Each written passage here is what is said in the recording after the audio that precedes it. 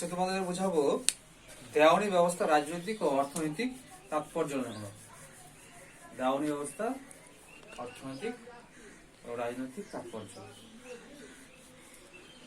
নোটটা খুব সহজ নোট এবং নোটটা একটু শর্টে বোঝাবো তোমাদের, খুবই সহজ নোট। দেখো, 1765 খ্রিস্টাব্দে মোগল সম্রাট শাহ আলমের কাছে ব্রিটিশ ইস্ট ইন্ডিয়া কোম্পানি বার্ষিক 26 লক্ষ টাকা বিনিময়ে বাংলা, বিহার, উড়িষ্যা দেওয়ানি লাভ করে। ঠিক আছে, দেওয়ানি লাভ করে।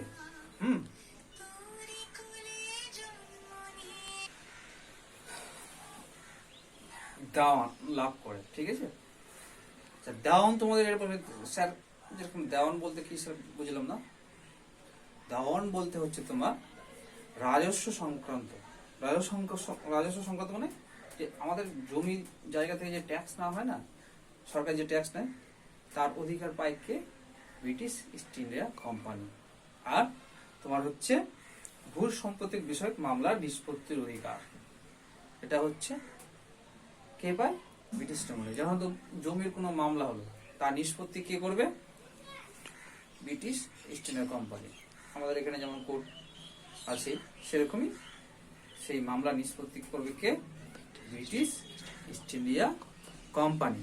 ঠিক আছে, দেখো বলছে ইংরেজ ইস্ট ইন্ডিয়া কোম্পানি 1765 খ্রিস্টাব্দের 12ই আগস্ট মোগল সম্রাট শাহ আলমের কাছ থেকে বার্ষিক 26 লক্ষ টাকা করে বিনিময়ে বাংলা, বিহার, উড়িষ্যা দেওয়ান লাভ করে। দেওয়ান বলতে বোঝায় রাজস্ব সংগ্রহ ও ভূসম্পত্তি বিষয়ক মামলা নিষ্পত্তি অধিকার। পার্সেলের মতে এই সময় থেকে শুরু হয় ক্ষমতাহীন দায়িত্বহীন ক্ষমতা নির্লজ্জ অধ্যায়।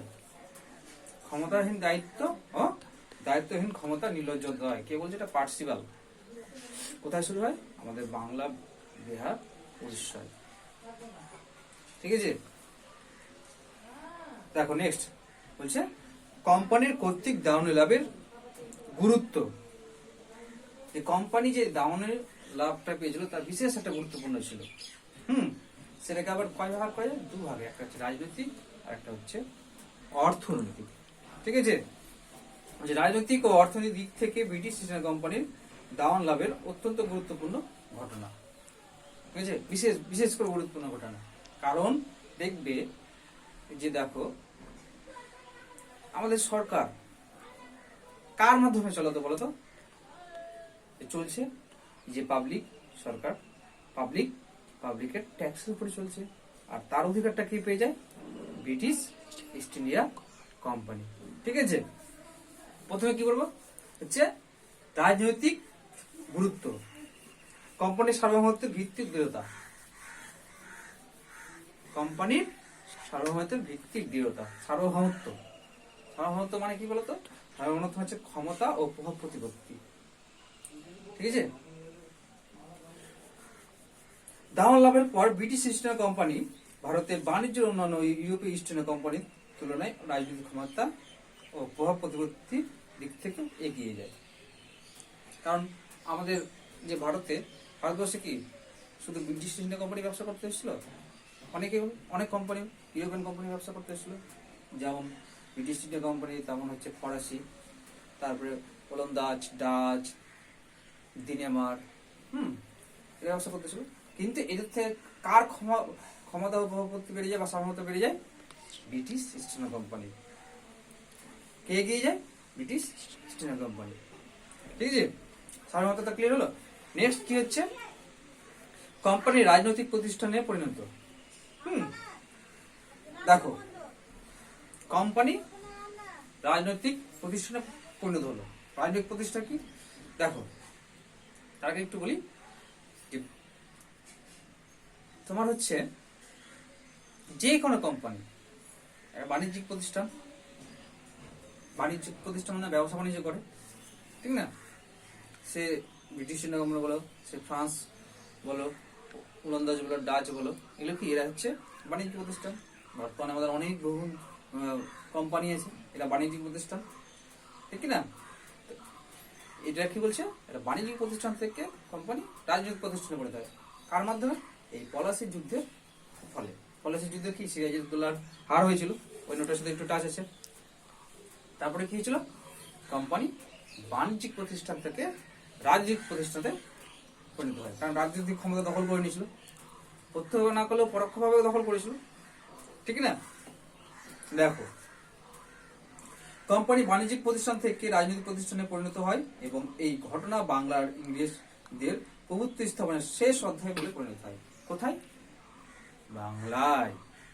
কারণ বাংলায় তো ধরো তোমার পরোক্ষভাবে তো ক্ষমতার অধিকারী হয়ে গেছিল কে? British East India company. তার শেষ অধ্যায় এখানে, ঠিক আছে? কারণ কোম্পানি পরোক্ষভাবে বাংলার সকল ক্ষমতার অধিকারী হয়ে উঠেছে, ঠিক না? বাংলায় যে নবাব আছে সেটা কি? পুতুল সরকার, ঠিক না? ব্রিটিশ ইস্ট ইন্ডিয়া কোম্পানি যেটা বলবে বাংলার নবাব পুতুল সরকার সেটাই করতে বাধ্য।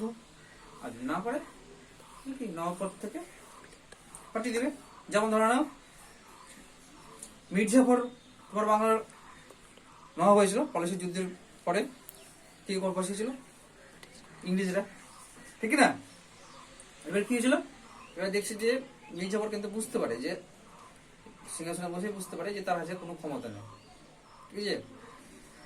না অর্থ আছে, না কোনো ক্ষমতা আছে, না সৈন্য বলে আছে, ঠিক আছে? সে কিন্তু তলাতল ষড়যন্ত্র শুরু করেছিল ব্রিটিশ ইস্ট ইন্ডিয়া কোম্পানির সাথে, ঠিক আছে? তখন কি করেছিল ব্রিটিশ ইস্ট ইন্ডিয়া কোম্পানি, তাকে সরিয়ে দিয়ে তার জামাতা হচ্ছে মীর কাসিম, তাকে বাংলা নবাব পদে বসিয়ে দিয়েছিল। কারণ আগেই বললাম যে বাংলার যে তোমার নবাব বলো বা বাংলার যে সরকার ছিল সেটা পুতুল সরকার পরিণত হয়েছিল, ঠিক আছে? নেক্সট পয়েন্ট কি আছে, প্রতিদ্বন্দ্বী কোম্পানিগুলির বিতরণ। তোমাদের এর আগে দিন বুঝিয়েছিলাম যে একটা প্রোডাক্ট 10 টাকা দিয়ে, সেটা আমি সাথে বলছি যে 10 টাকা বিক্রি করছো তুমি, তার মধ্যে ধরো তোমার 6 টাকা খরচা হয়েছে, 2 টাকা 6 টাকা ট্যাক্স দিতে হচ্ছে, আর 2 টাকা লাভে তুমি 10 টাকা দিয়ে বেচছো। এবার এখানকার কোম্পানি কিন্তু এখানকার সরকার হয়ে যায়, তাহলে কি তাকে কোনো আর ট্যাক্স দিতে হবে কি? ট্যাক্স দিচ্ছ না, বিনা প্রতিদ্বন্দ্বিতায় সে ব্যবসা করতে পারবে। এই প্রোডাক্টটা তুমি 10 টাকায় বিক্রি করতে হচ্ছে মার্কেটে, অন্যান্য কোম্পানিগুলো সেই 8 টাকায় বেচলেই যথেষ্ট, তাও লাভ হচ্ছে। তাহলে অন্যান্য কোম্পানি কি প্রতিদ্বন্দ্ব করে পারবে কি? আস্তে আস্তে আস্তে আস্তে আস্তে কোম্পানিগুলো ধ্বংস হতে শুরু করলো, এখান থেকে বিতরণ হয়ে গেল। যে ইংরেজ ইস্ট ইন্ডিয়া কোম্পানির রাজনৈতিক ক্ষমতার প্রয়োগ করে প্রতিদ্বন্দ্বী ইউরোপীয় কোম্পানিগুলি বাংলা ত্যাগ করতে বাধ্য করে। রাজনৈতিক ক্ষমতা ধরে নাও, বললাম যে ট্যাক্সটা হয়তো লাগছে না ইস্ট ইন্ডিয়া কোম্পানি, আবার কি করলো কোম্পানি, কি করলো যে তোমার কোম্পানিতে নিজেই সর্বায়ু ক্ষমতার অধিকারী। আচ্ছা, নিজের কোম্পানির কাছে কোনো ট্যাক্স এসছে না, কিন্তু অন্যান্য কোম্পানিগুলো আছে, ভারতীয় কোম্পানি বলো, দেশীয় কোম্পানি বা বিদেশি কোম্পানি যেগুলো আছে, সেগুলো জায়গায় 2 টাকা জায়গায় 4 টাকা ট্যাক্স দিচ্ছে। তাহলে কি অবস্থা হচ্ছে, প্রোডাক্টটা তৈরি করতেই সেই কোম্পানিগুলো 10 টাকা খরচ হয়ে যাচ্ছে, 6 টাকা ধরনের 4 টাকা, হয়তো 12 টাকা 11 টাকাতে বেচতে হবে। পারবে কি? একই জিনিস একটা পাচ্ছ তুমি 8 টাকা, একটা জিনিস পাচ্ছ 10 টাকায় এক জায়গায়, একই একটা পেন। তাহলে তুমি কোনটা নিবে? নিশ্চয়ই কম, যেটা 8 টাকা দাম। ওই 12 টাকা দিয়ে তুমি কিনতে যাবে না, সে দেশি হোক আর বিদেশি হোক। কি হলো, আস্তে আস্তে কোম্পানিগুলো এই যে রাজনৈতিক ক্ষমতার প্রভাবটা খাটালো এখানে, কি কোম্পানি গুলো, যে বিদেশি কোম্পানি গুলো বা দেশীয় কোম্পানি গুলো আস্তে আস্তে ধ্বংস হতে লাগলো বা বিতরণ হতে লাগলো। বাংলায় মুঘল ব্যবস্থার পুনঃস্থাপন। আবার দেখো বলছে নেক্সট পয়েন্ট হচ্ছে বাংলা মুঘল ব্যবস্থা পুনঃস্থাপন। এতদিন ধরে যে বাংলার নবাবগুলো, বাংলার যে নবাব শাসন করে এসেছিল, তারা কিন্তু তোমার খালি মুঘল সরকার আওতায় শাসন করেছিল, কোনো ট্যাক্স বা কর কিছু দিচ্ছিল না। কিন্তু ব্রিটিশ ইস্ট ইন্ডিয়া কোম্পানি এই 3টা রাজ্যে তোমার প্রতি বছর 26 লক্ষ টাকা করে দিচ্ছিল। তাহলে কি মুঘল সরকার আওতায় চলে আসলো আবার, ঠিক না? তাহলে মুঘল সাম্রাজ্যের আবার পুনঃস্থাপন হলো, বুঝতে পারলে তো? আরেকটা কথা বলি, দেখো কটা রাজ্য কথা বলছে, 3টে রাজ্য, বাংলা, বিহার, উড়িষ্যা দাওয়ান লাভ করেছিল কে? ব্রিটিশ ইস্ট ইন্ডিয়া কোম্পানি, ঠিক না? দেখো এই তিনটা বড় বড় রাজ্যে মাত্র বার্ষিক 26 লক্ষ টাকা দিতে হতো কাকে? মুঘল সম্রাট শাহ আলমকে। আর বাদ বাকি সে আত্মসাৎ করতে বা ভোগ করতে কি কোম্পানি নিজে। তাই কি কোম্পানির অর্থনৈতিক কি ক্ষমতা বাড়বে না কমবে? নিশ্চয়ই বাড়বে, সচ্ছলতা বৃদ্ধি পাবে, ঠিক না? নেক্সট কি বলছে, এবার অর্থনৈতিক গুরুত্ব দেখো, কোম্পানির অর্থনৈতিক সচ্ছলতা বৃদ্ধি। দেখো যে আমি বললাম যে অর্থনৈতিক সচ্ছলতা বৃদ্ধি, যে হেডিং দুটো, একটা রাজনৈতিক আছে, একটা অর্থনৈতিক। অর্থনৈতিকের মধ্যে বলছে কোম্পানির অর্থনৈতিক সচ্ছলতা বৃদ্ধি। এবার দেখো এই যে দেখো বছরে কি হচ্ছে, তিনটা রাজ্যে মিলিয়ে কত টাকা দিতে হচ্ছে? 26 লক্ষ টাকা ট্যাক্স দিতে হচ্ছে কোথায়? কাকে? মুঘল সম্রাটকে। বাদ বাকি তো আত্মসাৎ করছে কে? কোম্পানি নিজে। তাহলে তার আর্থিক সচ্ছলতা বৃদ্ধি পাবে। আর্থিক সচ্ছলতা বৃদ্ধি পেলে কি তুমি নিজেকে শক্তিশালী করে তুলবা, সৈন্য তৈরি করবা। যত তোমার ক্ষমতা বাড়বে, অর্থ বাড়বে, তত তোমার ক্ষমতা বাড়াবার চেষ্টা করবা, ঠিক না? কোম্পানি চিন্তা করছে যে আমি তিনটা রাজ্য থেকে যদি এত আয় হয় তাহলে গোটা ভারতবর্ষ থেকে কত লাভ হবে, ঠিক না? ওই ব্যাখ্যাটা একটু পরে বোঝাচ্ছে, এটা আগে বুঝিয়ে দিই। দাম লাভের করার ফলে ইংরেজি ইস্ট ইন্ডিয়া কোম্পানির ইচ্ছা মতো রাজস্ব আদায় করতে থাকে। কোম্পানির অর্থনৈতিক সচ্ছলতা বহুগুণ বৃদ্ধি পায় এবং কোম্পানির সৈন্য সংখ্যা বৃদ্ধি করে শক্তিশালী হয়ে ওঠে। আমি যেটা বললাম সেটাই। নেক্সট কি বলেছে, কোম্পানির রাজ্য বিস্তারে সহায়তা। এই যে দেখো আমি একটু আগে থেমে গেছিলাম কেন, দেখো এই যে 26 লক্ষ টাকা দেওয়ার পরে মুঘল সম্রাট শাহ আলমকে এই তিনটা জাতি থেকে প্রচুর আয় হচ্ছিল, অর্থ উপার্জন হয়েছিল। এবার কি আমি বললাম যে দেখো তিনটা রাজ্য থেকে যদি এত লাভ আয় হয় তাহলে অন্যান্য তোমার রাজ্য থেকে কত আয় হবে, ঠিক আছে? ওই জন্য তার সৈন্য ক্ষমতা বাড়াতে থাকে, ঠিক না?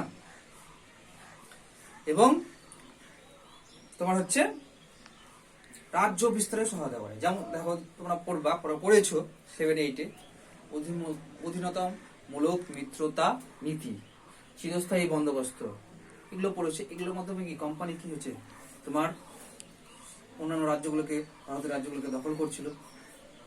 তো কি যে কোম্পানি রাজ্য বিস্তার সহায়তা করেছিল এই দাম লাভের ফলে। বাংলা, বিহার, উড়িষ্যার রাজস্ব পরবর্তীকালে কোম্পানির রাজ্য বিস্তারে যথেষ্ট সাহায্য করে এবং দাম লাভের ফলে ভারতের ব্রিটিশ সাম্রাজ্যের প্রতিষ্ঠার প্রকৃত ভিত্তি স্থাপিত হয় এই দাম লাভের ফলে, ঠিক আছে? নেক্সট, বাণিজ্যে কোম্পানির একচেটিয়া অধিকার। এই যে আগে বুঝলাম তোমাদের যে পেন দিয়ে বুঝলাম, অন্যান্য কোম্পানিকে ব্যবসা করতে পারবে কি? কারণ সরবরাহকর্তা তো বাংলার এখানকার রাজনৈতিক ক্ষমতার অধিকার গুলো সরবরাহকর্তা কে হয়েছিল পরোক্ষভাবে ব্রিটিশ ইস্ট ইন্ডিয়া কোম্পানি, ঠিক না? তো তোমার বাণিজ্যে তো একচেটিয়া বাণিজ্য অধিকার করবে কোম্পানি। যে তোমাদের বললাম যে একটা প্রোডাক্ট তৈরি করতে 6 টাকা, 2 টাকা ট্যাক্স দিতে হচ্ছে সরকারকে, এটা ট্যাক্স দিতে হচ্ছে না কোম্পানিকে। কোম্পানি নিজে তো রাজনৈতিক ক্ষমতা অধিকার হয়ে গেছিল, অন্যান্য কোম্পানিকে করতে হচ্ছিল। এবার কি অন্যান্য কোম্পানিগুলোকে তোমার হচ্ছে ট্যাক্স বাড়িয়ে দিল যে তোমাকে এত টাকা ট্যাক্স দিতে হবে, তুমি ব্যবসা করলে বাধ্যতামূলক দিতে হবে, আর না দিলে তুমি এখান থেকে চলে যাও। সে দেশি বলো আর বিদেশি বলো, বলে কি